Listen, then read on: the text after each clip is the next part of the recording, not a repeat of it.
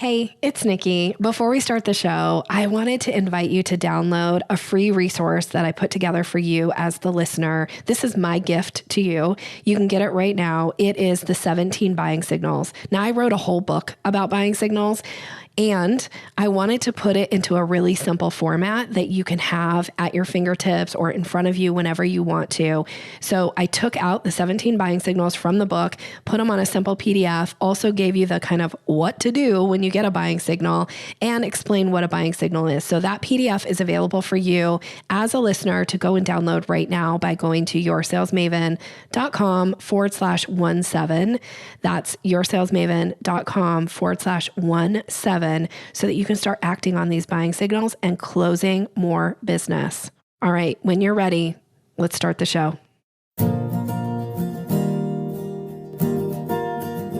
Do sales conversations make you feel awkward or pushy? It's time to ditch the outdated salesy strategies. Your guide, Nikki Rausch, will show you how to combine kindness with selling skills to meet your prospects where they are, and in the process, how to up-level your influence and income. Learn how to earn business easily and effortlessly. Here's Nikki. Welcome, and thank you for listening to the Sales Maven Show. I'm your host, Nikki Rausch, your own personal sales maven, here to offer you tips, techniques, and strategies to master your sales conversations.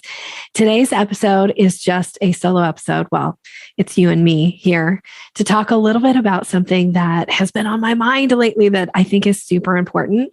And it's all about understanding the lifetime value of an offer. Now, sometimes we talk about the lifetime value of a client, which I think is also crucial to your success in your business, of understanding that and looking for ways to increase lifetime value of a client. But I'm wondering if you've ever taken a step back and really looked at what an offer actually contributes to the bottom line of your business, and making sure that you are really looking at these benchmarks in maybe a new way for you. So I'm hoping that this episode will be invaluable and something that might be a challenge for you to go and spend a little bit of time digging into. So let's get into it. Before I do, I just want to say thank you so much for those of you who share and rate the podcast. I am eternally grateful for those. Also very tickled by the things that you guys write in the reviews. So thank you so much for doing that. And if you haven't left a review for the podcast and you enjoy it, would you please pause the podcast right now and just take a moment to go review the podcast, because you'll help other people find their way to the show. And that is just absolutely one of the nicest things you could possibly do for me right now. So thank you so much in advance if you're willing to take that on. And if you've already done it, again, so grateful to you. All right. So your offer's lifetime value.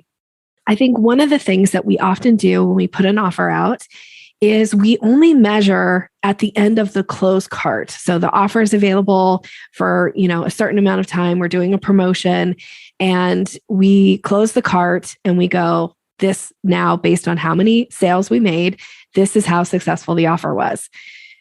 However, what I want you to start thinking about is what additional revenue is generated to your business over a period of time. You can decide what that is.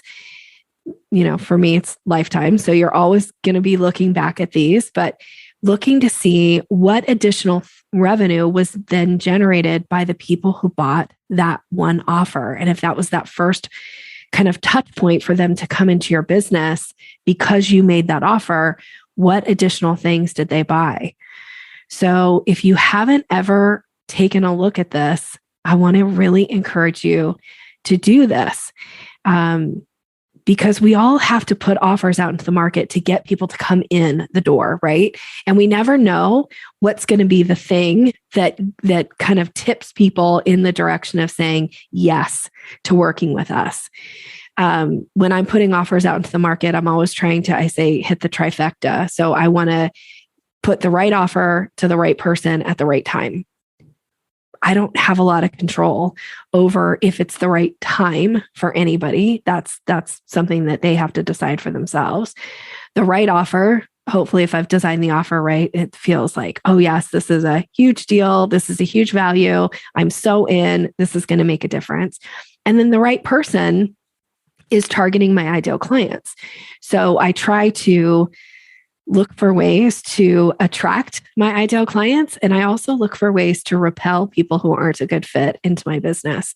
So people who come and join and get on the email list that want to hear about upcoming offers, that want to, hear what's going on in the business, that are, on the email list, those people, if they're not ever going to buy from me, they're repelled pretty quickly. They unsubscribe is that way of repelling, which I think is a good thing, even though a lot of my clients freak out when people unsubscribe from their list. I'm like, no, let's celebrate this.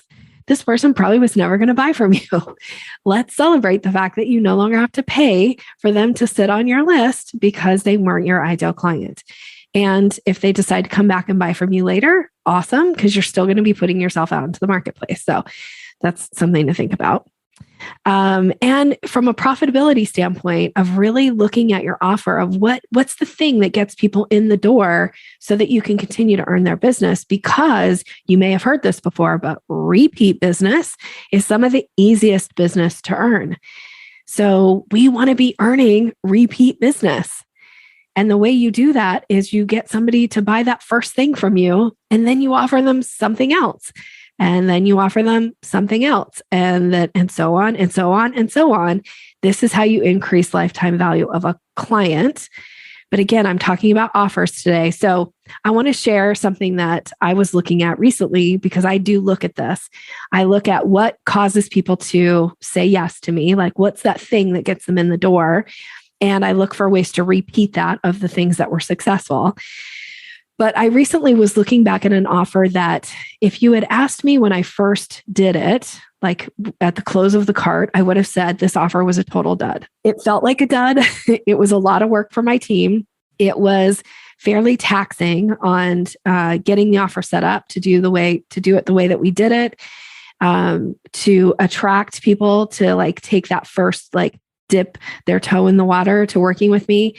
And there were a lot of people who initially said yes and then went away really quickly, which doesn't increase any kind of lifetime value from a client standpoint. So that was super disappointing. So again, if you had asked me at the end of that offer if that was successful, my answer would have been heck to the no. That was a total dud, and I probably will never do it again. But then I look at that offer 3 months out. And I go, okay, so of the people who did stick around, what has happened? And at about 3 months out, I still would have said the offer was probably not something I would do again. It just really didn't generate much business didn't bring in a lot of revenue. The people who had bought it initially kind of hadn't really done anything else. So I was feeling pretty disappointed about it. 6 months out, if you had asked me, I would say, hey, that offer, it was okay. I probably wouldn't do it again, but it was okay. It wasn't the big failure that I felt like it was at the end of the close of the cart. But I recently did a deeper dive, and this offer was 10 months out. So same offer, the one that I thought was kind of a dud. I was starting to loosen up a little bit around it.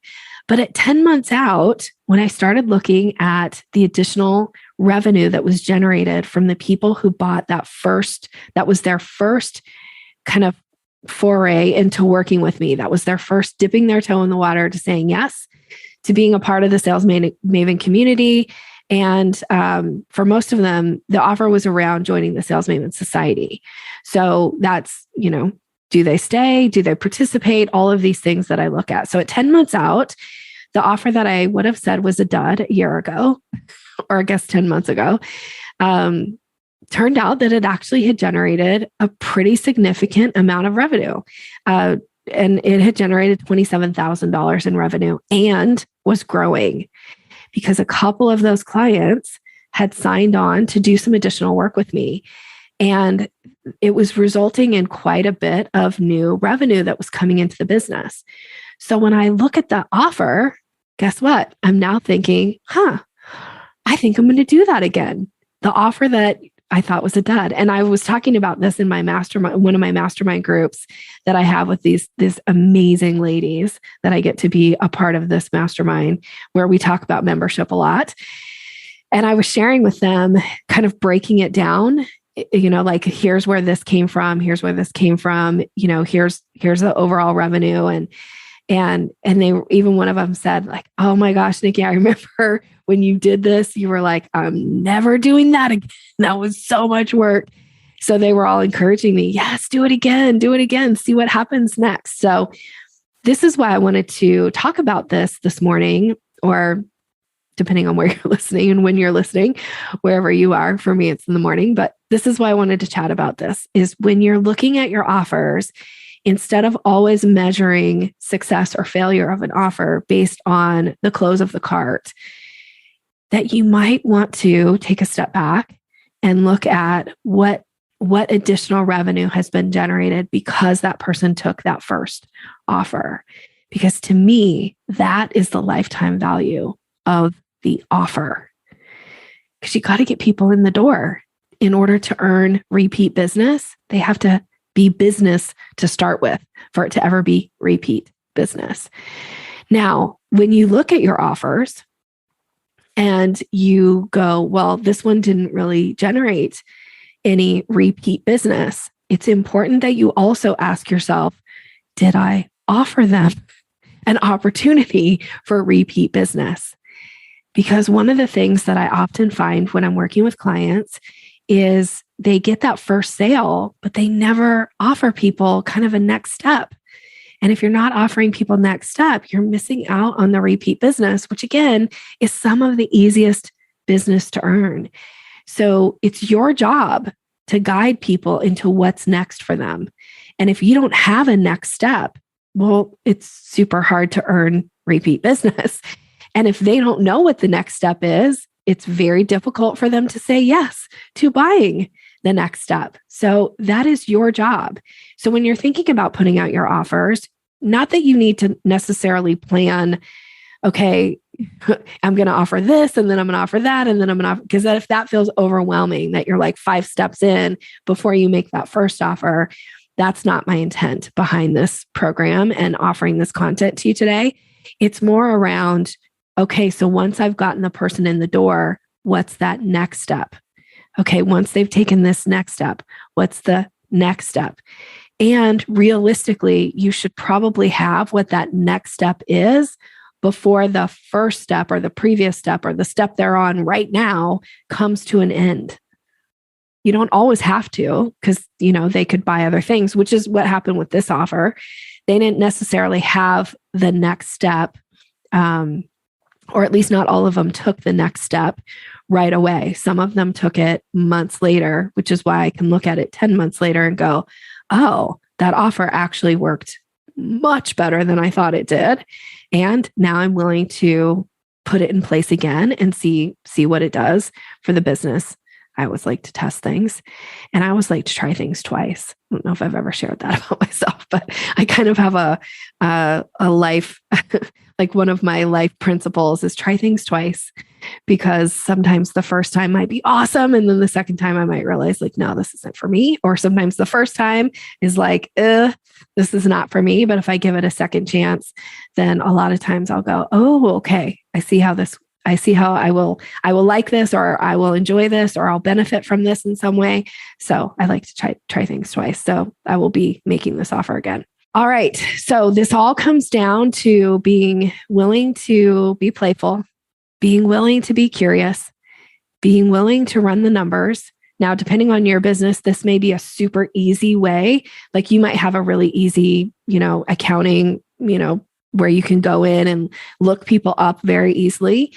And that's awesome. And if you're going, I don't really have a way to track this very easily, Nikki, then set aside an hour on your calendar and do a little digging. That's actually what I had to do, because the way that I was trying to pull this information, it wasn't as easy. I had to do there was a lot of manual labor involved, but it really only took me about an hour to figure out, oh, this offer was much more successful at the 10-month mark. Now I will look at it again probably about the 1.5 year mark and see like, okay, so is it done? Is it still going? What's happening? How did that offer actually contribute to the bottom line?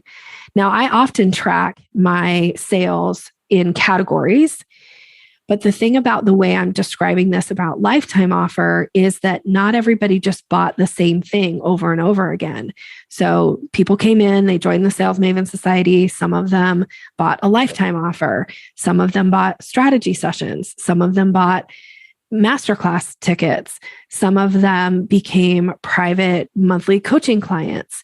So there was a lot of things that happened. So if I'd only looked at it by just that offer alone and not looked to see what each person then bought next, my categories wouldn't have actually reflected what it is that I'm advising you to take a look at here. So again, you have to do a little bit of digging, look to see what was the original offer that brought somebody in the door. And then what was the next offer, the next offer, the next offer, and then add all of that up. And that becomes, that adds, when you look at all the people who bought that one offer, that now becomes what is the lifetime value of the offer. Okay. So not just by category. Now, if anything I said feels super confusing and you want some support around this, please reach out to me. This is definitely something that we could talk through and work through in a strategy session. Those of you who are in the Sales Maven Society, this is definitely something you can bring to one of the group coaching calls.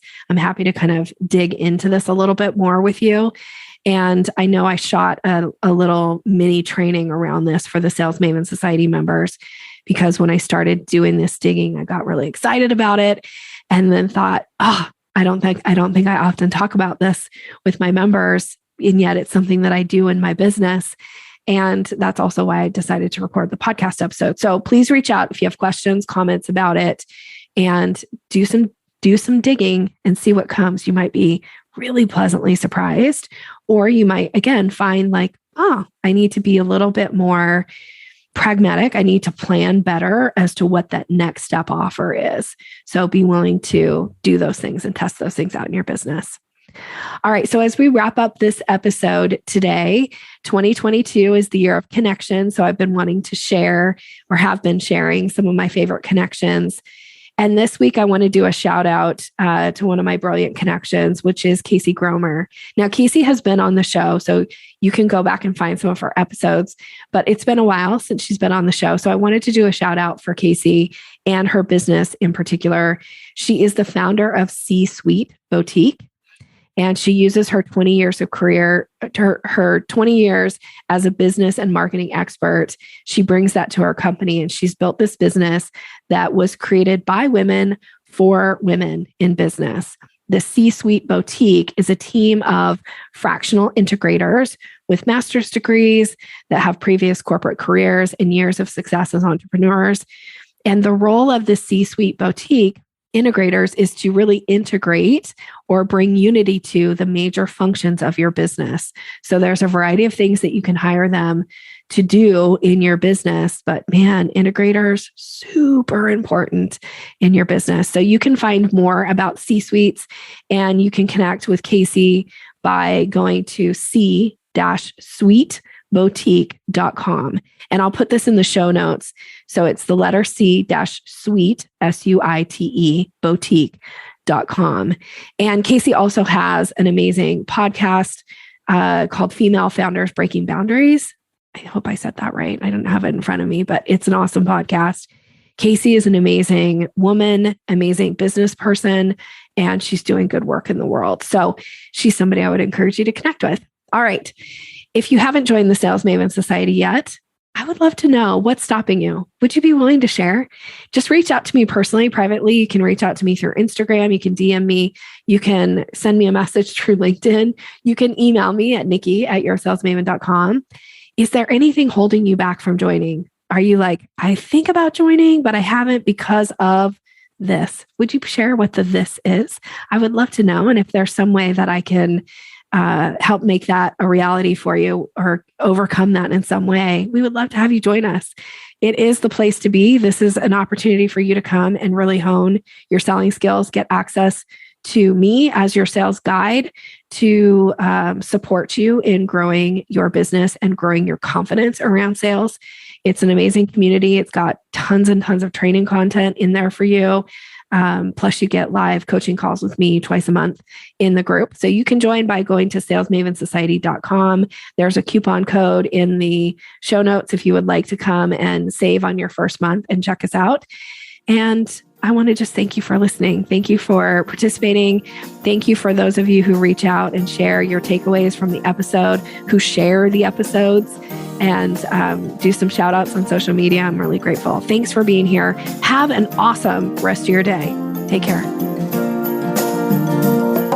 Thanks for listening to Sales Maven. Visit us online at yoursalesmaven.com/maven for more resources to boost your confidence and skills.